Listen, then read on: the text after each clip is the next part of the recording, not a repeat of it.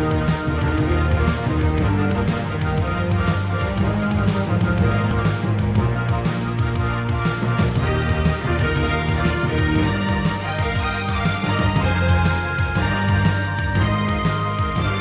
ma'am. Yes, my name is Renita Gaylor, and yes, it's all right to videotape.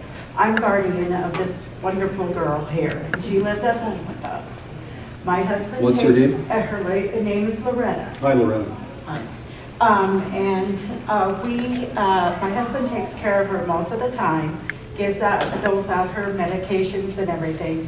Mm-hmm. We had respite, and my daughter was doing respite care at one point. And last year, I think it was around in when was it? April, March. The social worker basically told us that, you know, your daughter, she's taking care of your, your daughter and, her sister, and she should do that for free, you know. And another thing is that they said to us, too, that she never had respite care through CHP. But what was it, John? He went down to Beaver Dam. My daughter was living in Chippewa Falls first. Mm-hmm. But then John went down to Beaver Dam when she moved down there and certified her, mm-hmm. basically. But they were telling us now, for about a year, that she didn't have respite. And so we were, so my daughter, it was last April, my daughter took her, and at this time, they were paying her, all along they've been paying her. Mm-hmm. And then she got a letter in the mail saying that she had to pay it back. Oh. And we fought with CHP, and they finally, I mean, it took us most of the summer to get this resolved. They finally said she did not have to pay it back. So it stopped. Yeah. But there's an appeal issue, by the way. You might want to appeal that. Oh, okay. The fact that the service stopped, that you lost respite service, that could be appealed. And in fact, relative care like that, paying a relative to provide care, you know, especially if it's not, you know, the parent or person who lives within the home, even that can be paid for under certain circumstances. Usually it's above and beyond what you would normally expect a family to provide. Right. But here again, you know, relative care is pretty common across the United States, and it's even common within Wisconsin to be paid that way. So why do we have these different patterns like this? Yeah, and they were telling us, you know, she was never approved for that, you know. So now we have, and then there was a buddy system that went through the university. Mm-hmm. So they would have best buddy. Yeah. And then there was, I think it was. Well, so they're looking for under the resource the RAD process, the resource allocation decision model. What they're saying basically is, you know, we're going to provide you an alternative to respite by Best Buddies or some other system that's not going to cost as much. Yeah. Or anything at all. And then there was another program through, what was this, Sutterfield or, no, Summerfield. It was where she would, well, the Best Buddy was, you know, they would do something right. a month, yep. You know. Once a month. Once a month. And then this other program, they would do something once a week with her, you know. Well, let me just back up a little bit aside from those particular circumstances here, and just mention that as a part of its sustainability plans that the Department of Health Services just issued within the last few weeks, and first they previewed it with the legislature and then they moved it out for comment, for public comment. One of the things that they're depending on is for families to take care of individuals with disabilities, their family members, for a longer period of time. Right. Well, what do you suppose enables families to be able to do that? It's things like having a day program placement of some kind and things like respite care. Mm-hmm. You know, if you didn't have those things, then your family system can, you know, especially if you've got other things you got to take care of in your life, as most of us do, you have to have a certain amount of family support to make that work. Right. And if it doesn't work, then guess what? You know, somebody is going to go to a residential program and it's going to cost a whole lot more. Oh, yes. So And the investment really should be made with the families. yeah, and the thing is, we do now have somebody takes her to, once a week, okay? But now, we did appeal. What did you appeal? We appealed the fact, well, we went in there to see about getting her respite care back. Okay.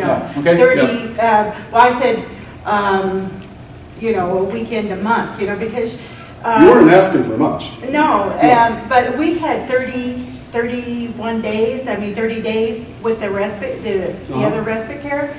So, and I couldn't remember, and that's why I said, they denied that, okay? Yeah. Plus, they divided the other care, or the time with the person to come in, take her, they, every other week. They did, they dropped it. Well, in terms of... and I can't talk to the specifics of that, but that's exactly what we're talking about, is hopefully you can make the case for why that's important. And, that's the other thing. Respite has a particular meaning in the world of both foster care and adult services for people with disabilities. Mm-hmm. And it's got to be long enough so you and the rest of your family actually get to say, we are in the clear. Mm-hmm. We can sleep late, we can do the stuff we don't otherwise get to do.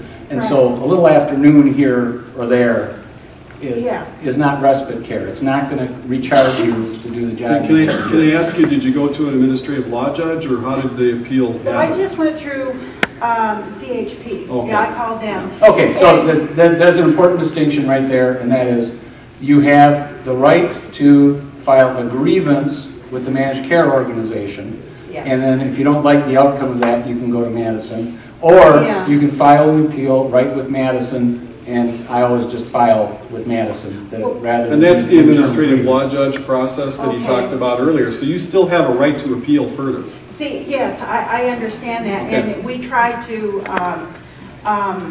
do this, but, and I did call again and said, well, they called me and said, this is what, we're going to get a letter saying, that you're going to reduce your, You may want to talk to Disability Rights Wisconsin or have a further conversation with Mr. Pladel at another time, because there may be some other options you have.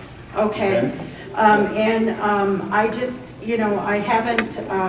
It sounds like we're talking about the specifics of your case now, and we're happy to do that some other time. Okay. Yeah. Okay, thanks. Okay. I think one of the problems is that they're saying that what they're doing is they're cutting, like for me specifically, they're cutting all the respite care and all the transportation. And they're saying, but we're not doing that because we ran the long-term functional screen on your guys. Yeah, you ran it 3 times and nothing's changed over my guys for the last 10 years, yet you gave me 3 different rates on them. Right. We're conjuncting that long-term functional screen with this calculations and formulas. So we're really, because we're double dipping, we're paying you from when they're going to work and then they're going to your house. Well, they kind of changed horses in midstream on you. So the problem is that they're saying that we're not taking away your respite and we're not taking away your transportation. We just changed the point value on the functional screen. Yeah. And that's the problem. Right. And that's why they're saying you can't appeal it either, because they're really not taking anything away from you. Well, okay, but they are giving you less money. They're expecting you to pay for transportation or to arrange it on your own. And they're saying that you have to arrange for respite on your own too. So that's going to cost you money as well. Now, here's the deal. You have to decide how that's going to impact your business and what's going to have to change.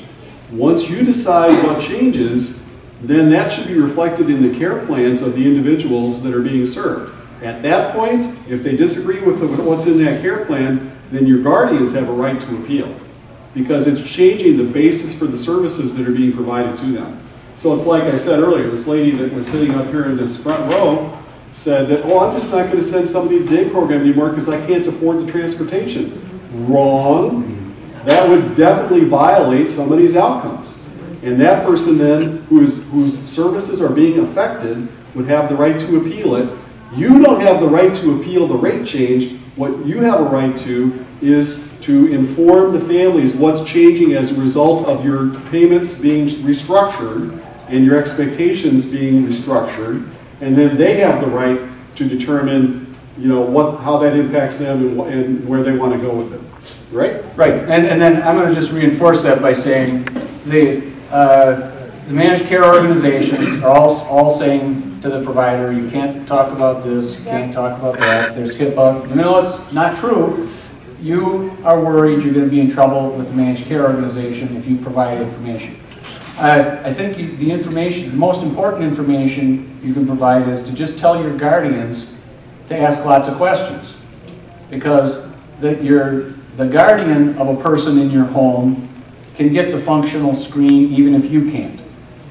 If the guardian in a home, anybody's home asks, is my person in any rate discussions right now? Is my person in the danger zone? And even if the negotiations are still going on between the group home provider and the MCO, the guardian has a right to know about that. The guardian has a right to know, yeah, we're $30 a day apart right now, maybe it's going to get resolved. Well, the guardian has got to know that kind of stuff. And the easiest way for them to know is for them to ask. Any guardians in the room, just ask.